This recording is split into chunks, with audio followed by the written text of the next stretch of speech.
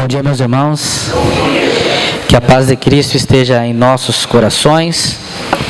Hoje vamos continuar o nosso estudo sobre a soteriologia, a doutrina da salvação. E vamos pensar hoje alguns minutos sobre a salvação no Antigo Testamento. Não sei quantos aqui já pararam para pensar nesse ponto. Como funciona ou como funcionou a salvação no Antigo Testamento? Será que existia um outro Cristo no Antigo Testamento? Será que nós éramos salvos por algum outro método? E eu já comentei sobre isso aqui indiretamente algumas vezes, mas hoje nós vamos falar do assunto de maneira mais objetiva, tá bom? Os nossos objetivos é compreender a soteriologia do Antigo Testamento, que é exatamente isso, esse processo de salvação, como ele acontecia no Antigo Testamento e como é importante termos esse conhecimento. Reconhecer que todos são salvos pela graça, então não importa qual aliança, a salvação é pela graça de Deus. E refletir sobre a unidade de propósito de toda a Escritura. A Escritura tem um propósito, a Escritura é a palavra de Deus, é o nosso manual, e o seu principal objetivo é falar sobre a salvação que nos é objetiva, que nos é disponibilizada. E essa salvação é o grande propósito das Escrituras Sagradas. Para hoje nós vamos usar como base o texto de Romanos, capítulo 4, que diz assim: que diremos, pois, ter alcançado Abraão, nosso pai, segundo a carne? Porque se Abraão foi justificado pelas obras, tem que se gloriar, mas não diante de Deus, pois que diz a Escritura: creu Abraão em Deus e isso lhe foi imputado como justiça. Vamos orar, irmãos? Amado Deus, nós mais uma vez estamos aqui reunidos e como cantamos, o Senhor é o único Deus, o único Salvador, Senhor. E é isso que nós vamos estudar essa manhã.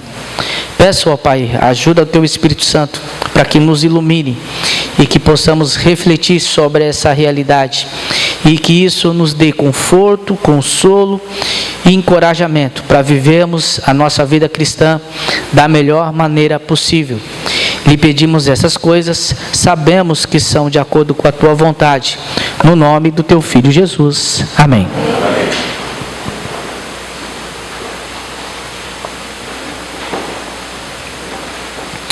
A carta aos Romanos é uma carta fundamental na teologia do apóstolo Paulo, e principalmente no tema central que é a salvação.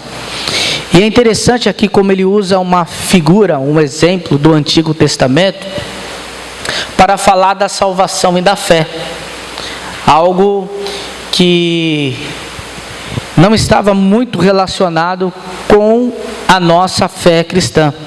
Mas ele usa Abraão e essa comparação de Abraão com a fé para contrapor as obras da lei, que era algo muito discutido naquela época, por conta do grande público judeu que estava inserido no Império Romano. E os judeus, nós sabemos, já tinham as suas práticas religiosas, práticas essas que eles faziam questão de manter, por questão de costume e das suas convicções religiosas. E com o advento do cristianismo, então que o Paulo aqui, ele começa a demonstrar que aquele entendimento que os judeus tinham sobre a lei, mesmo dentro da religião deles, era equivocado. E aí ele usa o exemplo desse patriarca Abraão, que inclusive é anterior a Moisés, a lei, para demonstrar isso na prática. E nós vemos isso no capítulo Eu coloquei aqui capítulo 3, mas é capítulo 4 do livro de Romanos. Essa é uma declaração que o apóstolo Paulo faz sobre a justificativa pela fé.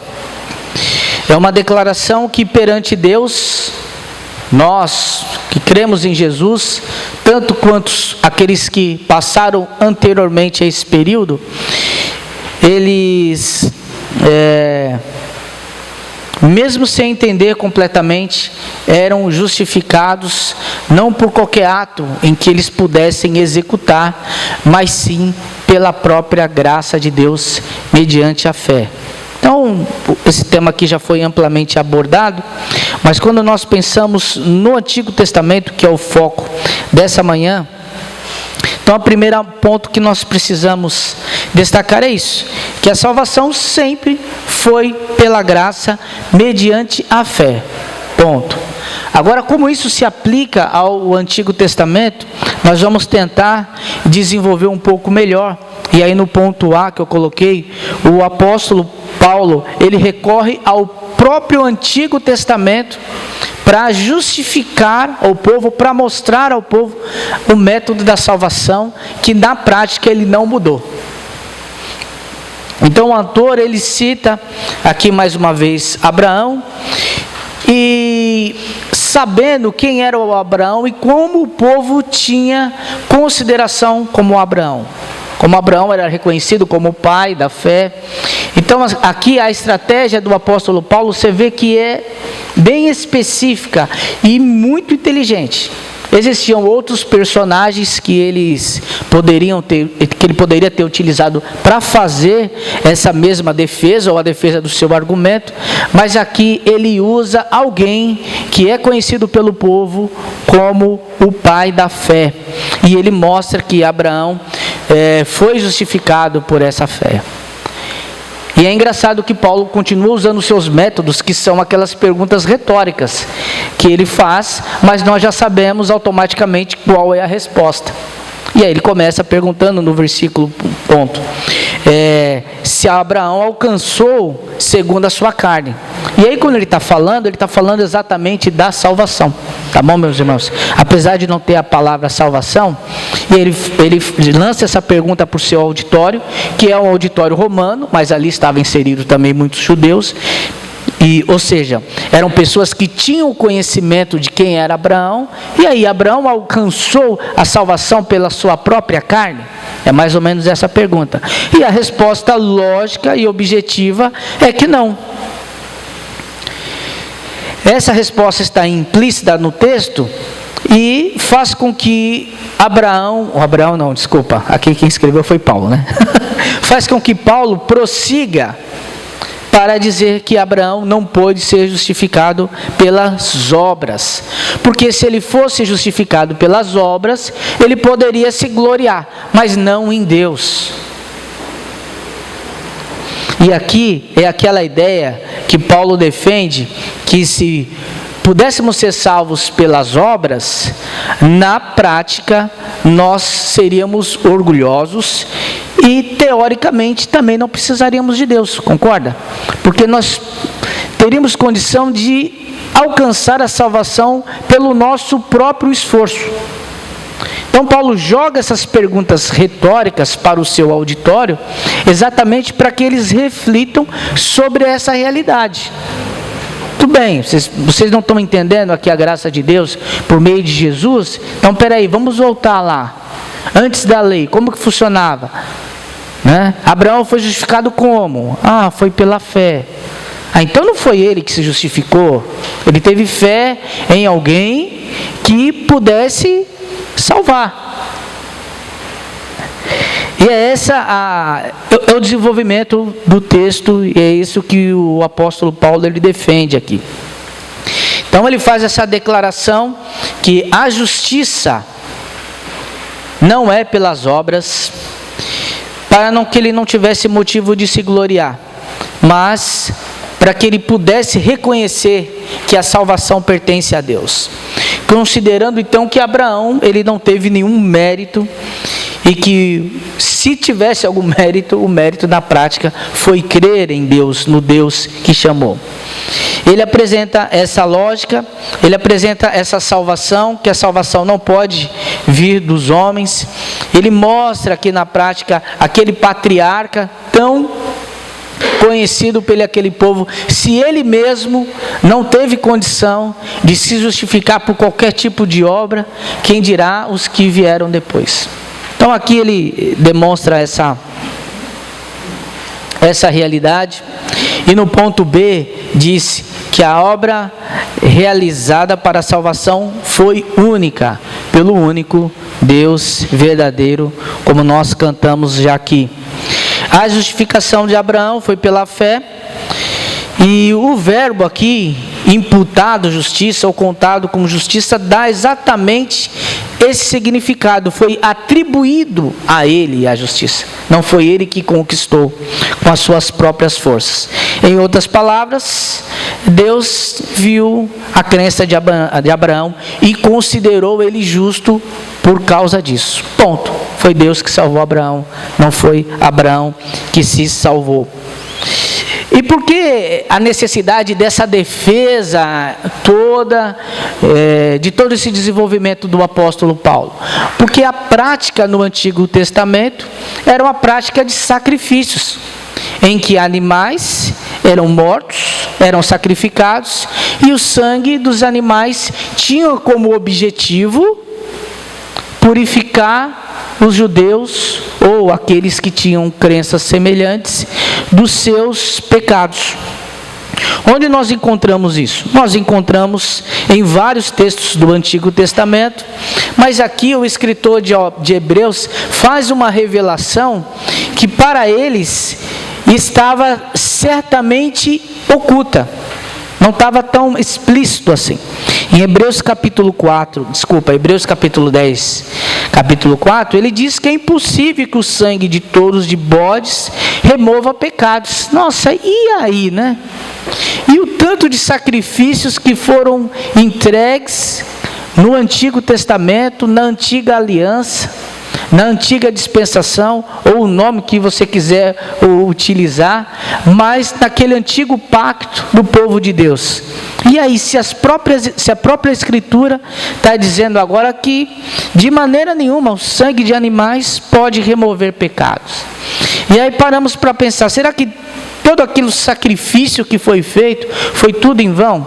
Será que todos aqueles homens, servos de Deus, heróis que nós estudamos, na verdade eles se perderam porque o modo para se justificar e para remir, expiar os pecados, eram exatamente o sacrifício de animais. E hoje nós sabemos que isso não faz efeito, e nós não cremos assim, até porque ninguém aqui sacrifica animal para expiação de pecados. Alguém faz isso? Por favor, que se manifeste. É a sua última chance. Acredito que não, graças a Deus. Mas ainda temos religiões que possuem essa prática. Sem entrar no mérito aqui, mas nós temos religiões afrodescendentes, por exemplo, que costumam realizar sacrifícios, não apenas por questão de expiação de pecado, mas também por cumprimento de promessas, por pedidos que fazem. E aí nós vemos aí despachos, encruzilhadas, enfim. E aí, se você vai conversar com algumas pessoas, claro que nem todas, mas algumas se justificam pela própria Escritura Sagrada. Ah, mas você não é crente? Não tem na Bíblia que acontecia? Sim, acontecia. Você entende por que acontecia e não acontece mais? Aí eles não entendem. Aí você tem que pegar essa salvação no Antigo Testamento, explicar tudo isso para eles, para que eles tenham condição de ter algum entendimento da nossa fé. Então aqui a gente já começa a perceber, sem preconceito nenhum, uma maneira de abordagem que a gente pode alcançar esse tipo de pessoas, explicando por que existia e por que não existe mais, partindo do princípio de Hebreus capítulo 10, versículo 4, que já diz, olha, isso aqui não é suficiente, esse sacrifício não serve para remover os pecados. E aí nós vamos levar as pessoas a refletirem sobre essa realidade. O cumprimento da lei, ele é insuficiente para a salvação. Nós vemos isso ainda no Antigo Testamento, em Salmos, que diz: mas a salvação do justo vem do Senhor, e Ele é sua fortaleza no tempo da angústia. Sabemos que a salvação no Antigo Testamento tem outros significados, porque eles não esperavam viver eternamente. Havia uma crença de viver eternamente por meio das suas gerações. Então, quando se pensava em eternidade, que foi revelada na plenitude do tempo, se imaginava, por exemplo, eu vou continuar vivendo pela vida do meu filho, do Lucas ou da Júlia, e aí dos filhos dele, e essa geração.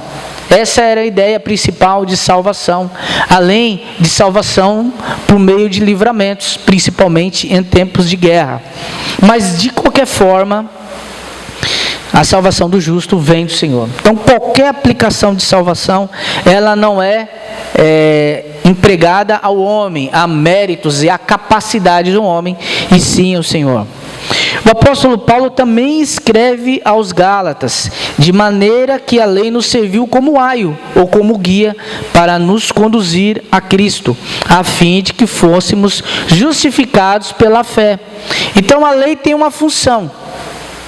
A lei manifesta em nós o nosso pecado e nos serve para nos guiar no caminho até Cristo, que aí, por meio da fé, tem condição de nos justificar.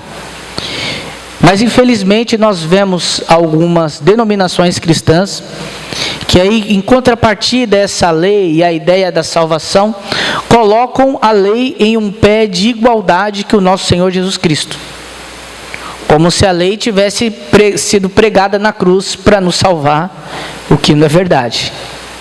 Jesus que foi pregado na cruz para nos salvar.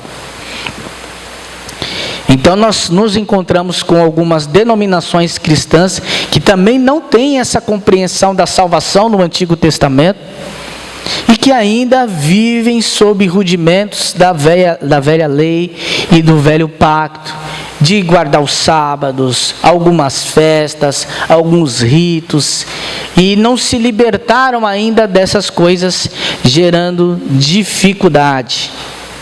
O sábado é um ótimo exemplo. Às vezes nós somos questionados sobre o dia do Senhor e uma grande preocupação sobre o dia do Senhor, se é sábado, se é domingo, mas nós temos que entender que o sábado bíblico, o Shabá, ele está relacionado ao descanso. Em Hebreus capítulo 6, Cristo é o nosso descanso. É o Senhor que é o nosso descanso. Então nós temos liberdades para cultuar no domingo, que é o dia que nós geralmente cultuamos, mas se fosse um outro dia, para nós também não teríamos problema nenhum. Porque o nosso Senhor é um Senhor de sábado, de domingo, de segunda, de terça, de todos os dias. Porque Ele é um Senhor que vive e Ele está conosco todos os dias até a consumação dos séculos. E foi Ele que nos prometeu isso.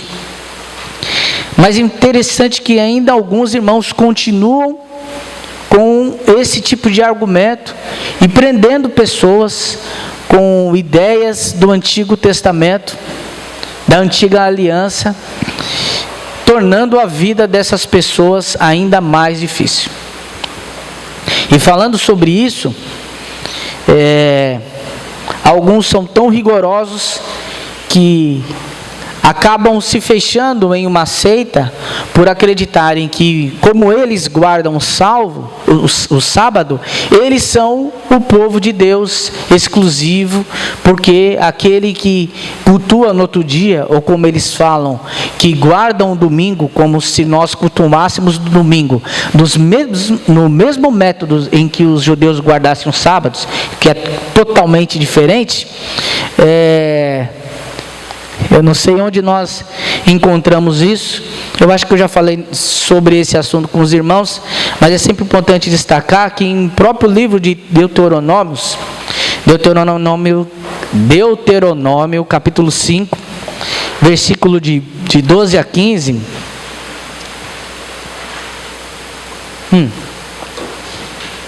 Acho que esse eu não coloquei aí, né? Eu vou ler aqui então. Deuteronômio 5, 12 a 15. No meu tem, no de vocês não, é isso, né? Diz assim, ó. Guarda o dia de sábado para o santificar, como te ordenou o Senhor teu Deus. 6 dias trabalharás e farás todo o seu trabalho. Mas o 7º dia, que é o sábado do Senhor teu Deus, não farás nenhum trabalho nele, nem tu, nem o teu filho, nem a tua filha, nem o teu servo, nem a tua serva, nem o teu boi, nem o teu jumento, nem animal algum teu, nem o estrangeiro que está dentro das tuas portas, para que o teu servo e a tua serva descansem como tu. Porque te lembrarás que fostes servos na terra do Egito, e o Senhor teu Deus te tirou dali com mão forte e braço estendido. Por isso o Senhor teu Deus te ordenou que guardasse o dia de sábado. Qual que é o questionamento que nós recebemos? Você mata? Não. Você rouba? Não. Você toma o nome de Deus em vão? Não. Você adultera? Não. E começa a listar, né? Aí por todos os outros 9, nós vamos dizer que não, obrigatoriamente, porque até uma questão de ética. Aí o sábado, sábado não guarda. Então, por que esses 9 você tem que fazer e o outro você não precisa? A resposta está aqui. É uma lei memorial. Nós não celebramos a ceia do Senhor. Hoje nós teremos a ceia, né? Não é uma memória. Nós estamos fazendo em memória do Senhor. Não é isso que diz o texto lá em 1 Coríntios? Então, é um memorial para nós, para aqueles que creem em Jesus. E o sábado é um memorial para os judeus.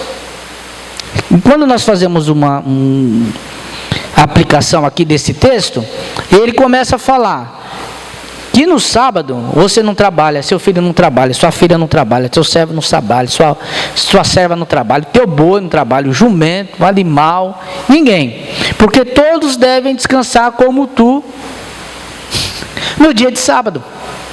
Entendeu? Então, se nós formos aplicar essa realidade, então eu não posso comprar nada no sábado, eu não posso acender a luz, porque tem o pessoal da empresa de energia, né, que está trabalhando por mim, né? Eu não posso ficar no TikTok, nas redes sociais, e assim sucessivamente. A gente consegue aplicar isso para a nossa realidade? Nem sábado, nem domingo, nem dia nenhum. Concorda? É isso.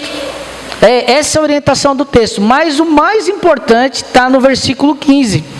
Que ele diz assim, ó, no final. Por isso o Senhor teu Deus te ordenou que guardasse o dia do sábado. Então, tem uma afirmação, por isso. Por isso o quê? É a pergunta que devemos fazer. E o texto, e o mesmo versículo 15 vai responder. Para que lembrasses que fosse servo na terra do Egito. Porque te lembrará que se fosse servo na terra do Egito. E aí o final diz, por isso o Senhor teu Deus te ordena que guarde o sábado. Então existe uma razão, um memorial para a guarda do sábado, que é a libertação do povo. Lembrá-la, não apenas a Páscoa, mas o sábado também. Agora a pergunta objetiva nossa.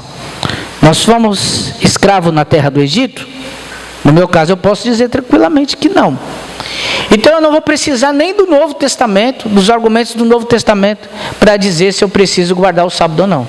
Porque a resposta já está clara. É um memorial para aquela descendência.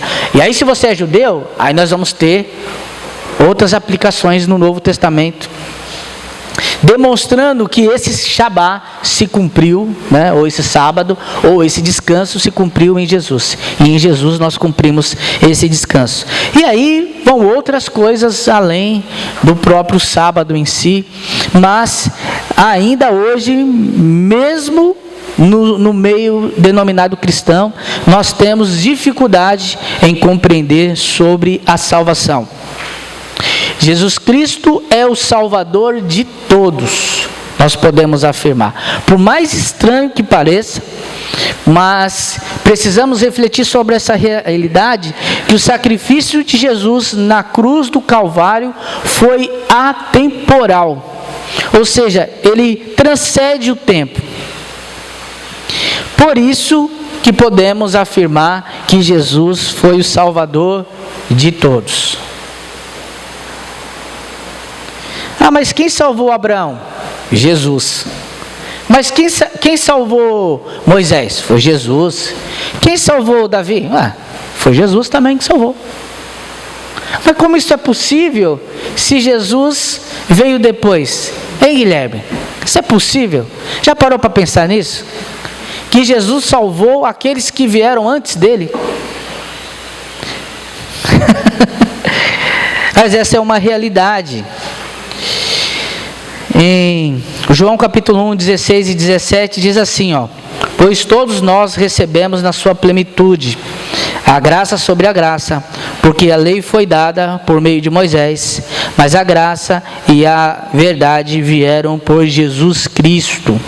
Ou seja, a verdade, a graça, a salvação de fato veio por Jesus. A obra que Jesus fez na cruz decretou a nossa salvação por meio da graça de Deus. Podemos ter confiança, pois não foi com o sangue de animais que nos justificou, mas sim o sangue do Cordeiro de Deus. Olha que interessante ainda, em Hebreus, continuando em Hebreus capítulo 10, Ora, todo sacerdote se apresenta dia após dia para exercer o serviço sagrado e oferecer muitas vezes o mesmo sacrifício, que nunca, jamais pôde remover pecados. Aqui ele bate mais uma vez com força. Os sacrifícios que foram feitos, aqueles que os sacerdotes dia após dia foram lá no templo e sacrificaram os animais e fizeram todo esse processo, nunca, jamais podem remover pecados. Jesus, porém, tendo oferecido para sempre um único sacrifício pelos pecados, assentou-se à direita de Deus. Entendeu agora? Jesus apresentou o sacrifício uma única vez pelos nossos pecados. E esse sacrifício foi feito uma única vez. Aqueles outros que foram feitos dia após dia nunca puderam remover pecados. A conclusão que chegamos é que esse sacrifício de Jesus é tão maravilhoso que ele abrange toda a humanidade, independente do tempo ou do momento. Porque para Deus, ontem, hoje, amanhã é uma coisa só.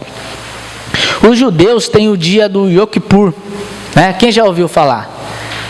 Que é o dia conhecido como dia da expiação, que tem um significado literal de expiação ou purificação.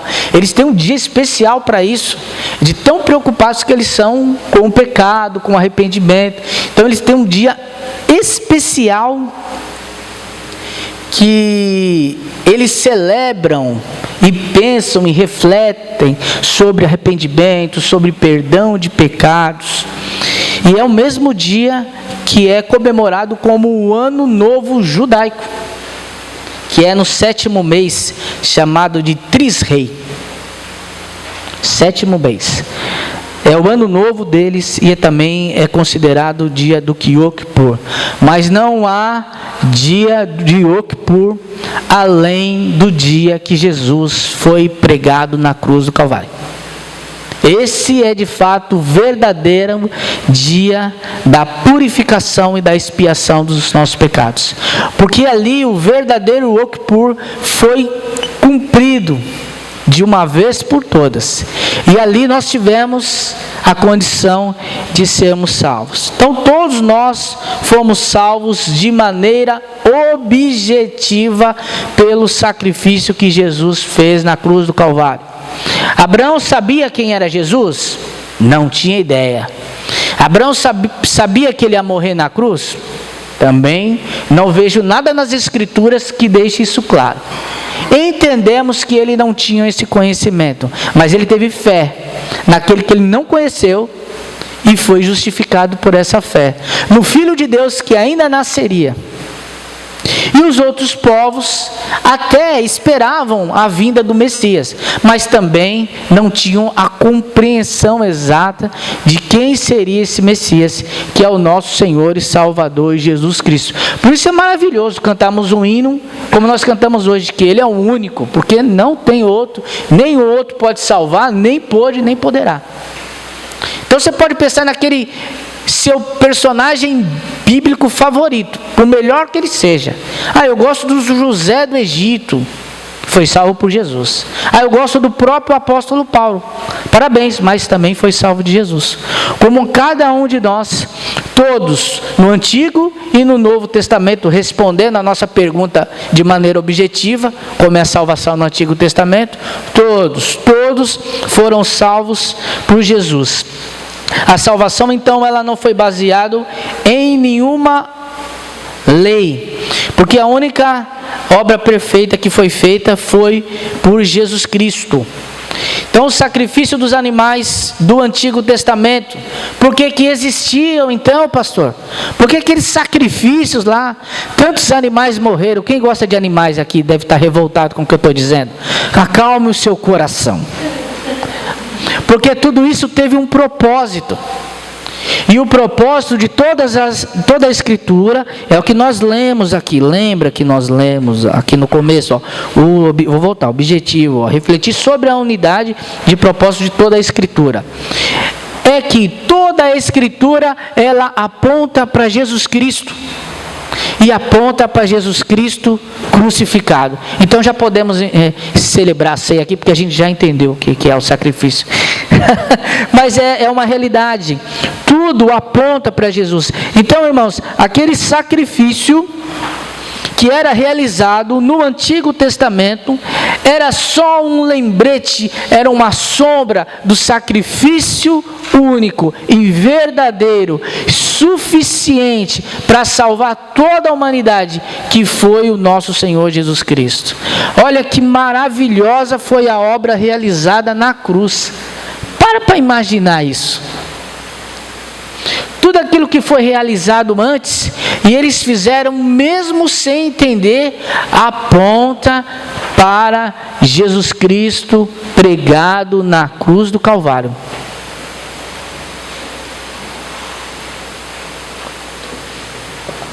Particularmente eu acho isso tudo muito lindo e maravilhoso. É algo assim que não pode fugir das nossas mentes, no nosso coração. Pensar que o sacrifício de Jesus foi perfeito e que para Deus não tem plano B. Quem vai salvar é meu filho.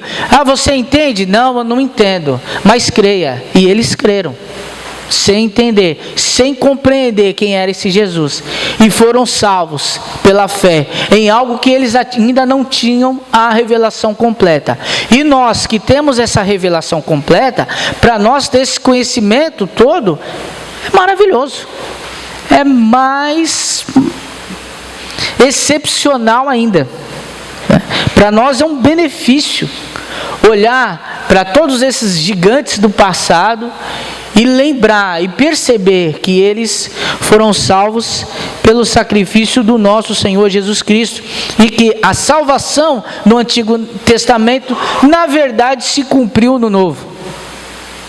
Se por algum motivo, alguma razão fosse possível, tá bom, irmãos, que Jesus tivesse falhado, Abraão, Isaac, Jacó, esquece. Estavam todos perdidos, porque a obra da salvação não foi concluída. Perceberam na profundidade desse conteúdo e dessa realidade sobre a salvação do Antigo Testamento? Como é importante ter fé, mesmo quando nós não conseguimos compreender. Olha, eu separei aqui para a gente refletir, como nós já falamos muito sobre a salvação, enfim, o tema. Eu peguei esse ponto, que é refletir sobre situações em que nós confiamos em Deus pela fé, mesmo sem compreender. um todo ou completamente, como acontecia no Antigo Testamento. Eles não tinham a revelação completa de Deus e da obra de Deus e creram e foram justificados. Pela fé, a nossa salvação e a nossa justificação, ok, nós já sabemos, mas existem muitas coisas que acontecem na nossa vida e que às vezes nós precisamos parar para refletir e que nós também não compreendemos totalmente, porque nós somos limitados e nós estamos debaixo da graça e do amor, da misericórdia de um Deus que é maravilhoso, né? E uma dessas coisas, talvez aí os meninos vão cantar, e nós não compreendemos totalmente, mas nós cremos que um dia o nosso Senhor vai voltar triunfante e vai vencer, né? E acabar com todo esse mal que existe nessa terra. E é isso, irmãos. Vamos refletir sobre esse ponto, sobre aquilo que nós não compreendemos, e ter essa convicção de que a salvação, independente do tempo, ela é realizada pela graça de Deus. E isso é muito maravilhoso, porque toda a glória é dedicada a Ele. E que o Senhor nos abençoe.